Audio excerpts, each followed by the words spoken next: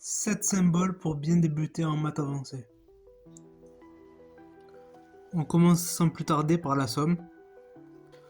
Ce truc fait un peu peur au premier regard, mais en fait c'est très simple, regardez.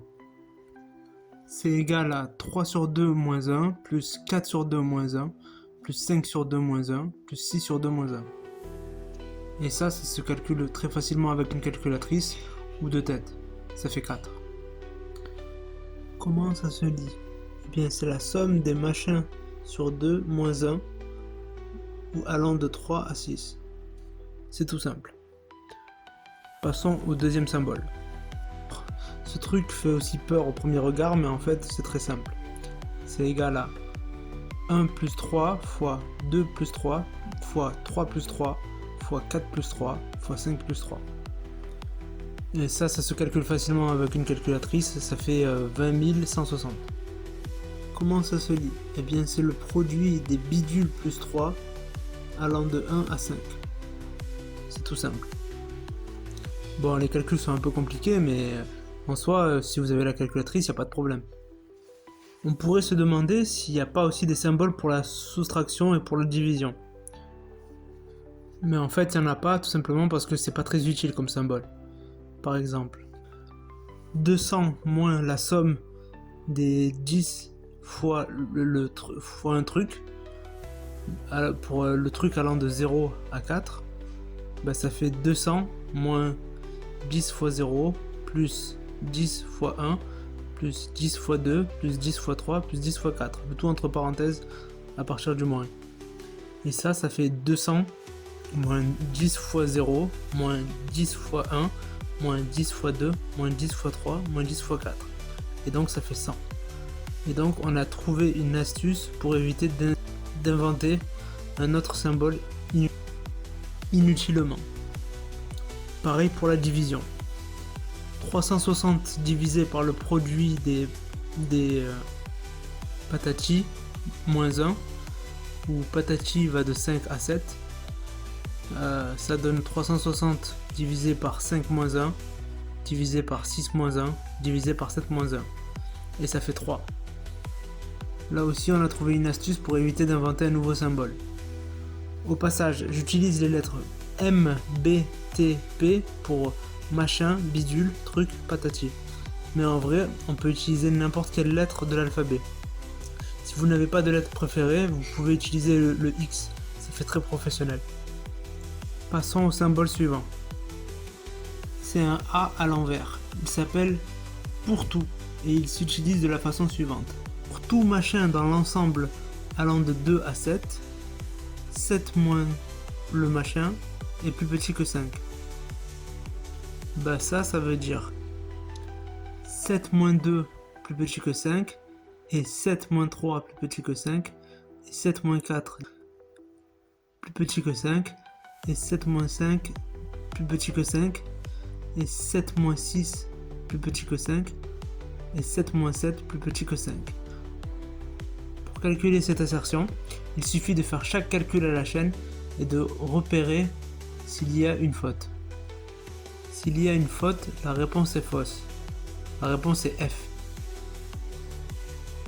Et s'il n'y a aucune faute, alors la réponse est V, c'est-à-dire vrai. Donc on calcule 5 plus petit que 5, et 4 plus petit que 5, et 3 plus petit que 5, et 2 plus petit que 5, et 1 plus petit que 5, et 0 plus petit que 5. On a donc F et V, et V, et V, et V, et V. Comme il y a une faute, la réponse est F. Quand il s'agit de vrai et faux comme ici, on ne met jamais le symbole égal, on préfère mettre le symbole si et seulement si. Passons au symbole suivant. C'est un E à l'envers. Il s'appelle il existe et il s'utilise de la façon suivante. Il existe un bidule dans l'ensemble allant de 2 à 7, tel que 7 moins le bidule est plus petit que 5. Ben ça veut dire 7 moins 2 plus petit que 5, ou 7 moins 3 plus petit que 5, ou 7 moins 4 plus petit que 5, ou 7 moins 5 plus petit que 5, ou 7 moins 6 plus petit que 5, ou 7 moins 7 plus petit que 5. Pour calculer cette assertion, il suffit de faire chaque calcul à la chaîne et de repérer s'il y a au moins une valeur vraie.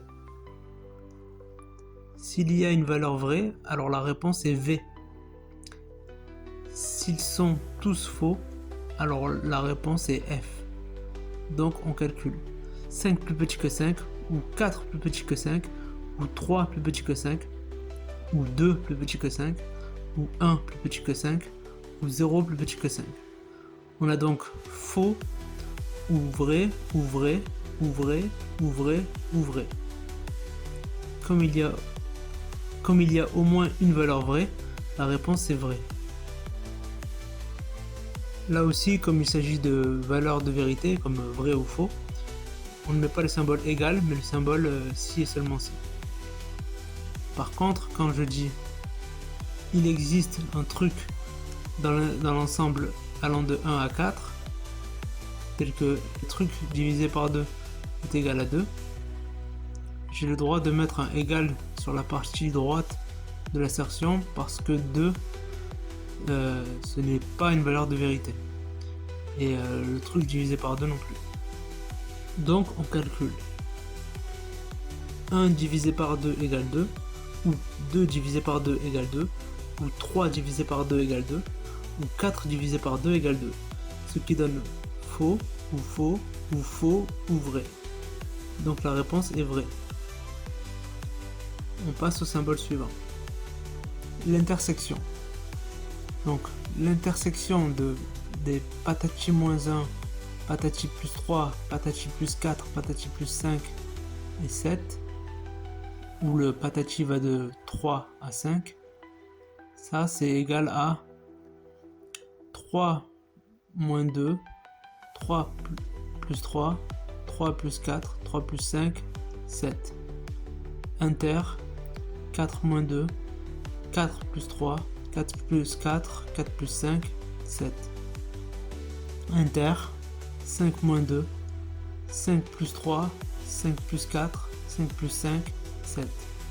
Ce qui est égal à l'ensemble 1, 6, 7, 8, 7. Inter, 2, 7, 8, 9, 7. Inter, 3, 8, 9, 10, 7. Ces trois trucs, ça s'appelle des ensembles de nombres. Comment ça se calcule? Eh bien, déjà, première étape, on enlève les valeurs doubles de chaque ensemble séparément. Le 7 apparaît 2 fois dans le premier ensemble. On en vire un. Il apparaît 2 fois dans le deuxième ensemble aussi. On en vire un. Ensuite, on les met dans l'ordre croissant séparément. Ça donne l'ensemble 1, 6, 7, 8. Inter l'ensemble 2, 7, 8, 9. Inter l'ensemble 3, 7, 8, 9, 10. Et on regarde quelle valeur apparaît dans les trois ensembles en même temps. Là, il y a le 7 et le 8 qui apparaissent dans chacun des ensembles. Donc la réponse est 7, 8. Il ne faut pas oublier les accolades. On passe au symbole suivant. Le symbole suivant s'appelle l'union.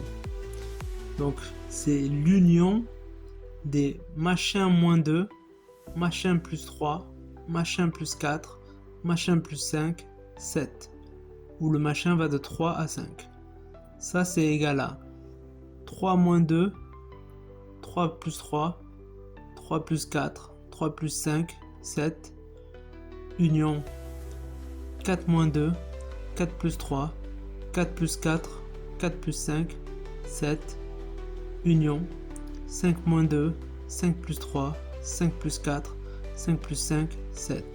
Ce qui est égal à l'ensemble 1, 6, 7, 8, 7, union 2, 7, 8, 9, 7, union 3, 8, 9, 10, 7. Comment ça se calcule? Eh bien, déjà, première étape, on enlève les valeurs doubles, comme tout à l'heure. Le 7 apparaît 2 fois dans le premier, donc on l'enlève. On en enlève 1.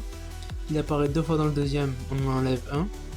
Ensuite, on les met dans l'ordre croissant. Ça donne 1, 6, 7, 8, union 2, 7, 8, 9, union 3, 7, 8, 9, 10.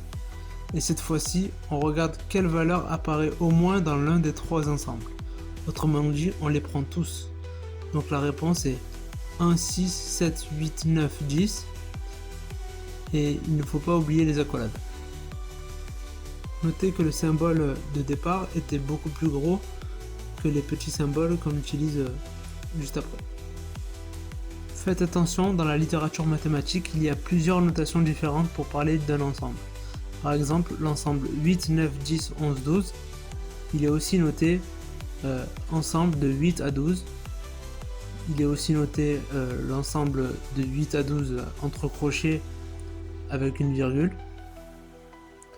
Et il est aussi noté l'ensemble des machins parmi les nombres, tel que ce nombre-là, tel que ce machin est compris entre 8 et 12. Mais ça veut exactement dire la même chose. On passe au symbole suivant. Donc cette fois-ci, on a un symbole assez spécial, c'est le symbole de fonction. Donc la fonction f qui prend un bidule et qui associe le bidule fois 2 plus 3 de 1 à 4 vers l'ensemble de 5 à 11.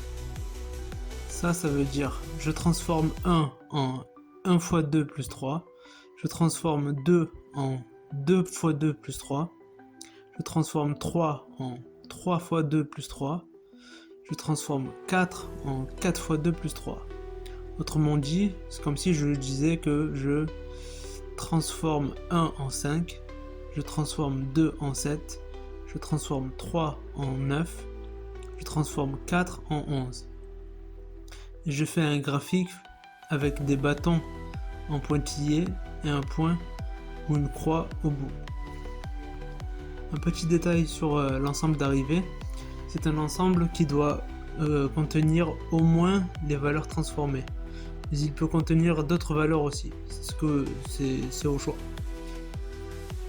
Mais les valeurs transformées doivent être absolument dans cet ensemble. Un autre petit détail à savoir, c'est que la fonction est notée f, mais vous pouvez la noter comme vous voulez. Vous pouvez la noter g, h, i, j, k, l, etc. Ce qui compte, c'est de ne pas confondre deux fonctions différentes quand vous en voyez deux. C'est la fin de cette vidéo. Merci de partager, de liker, tout ça. Je pense que c'est un bon départ pour comprendre les maths avancées. Donc si vous vous intéressez aux maths avancées, voilà, c'est un bon début. Salut!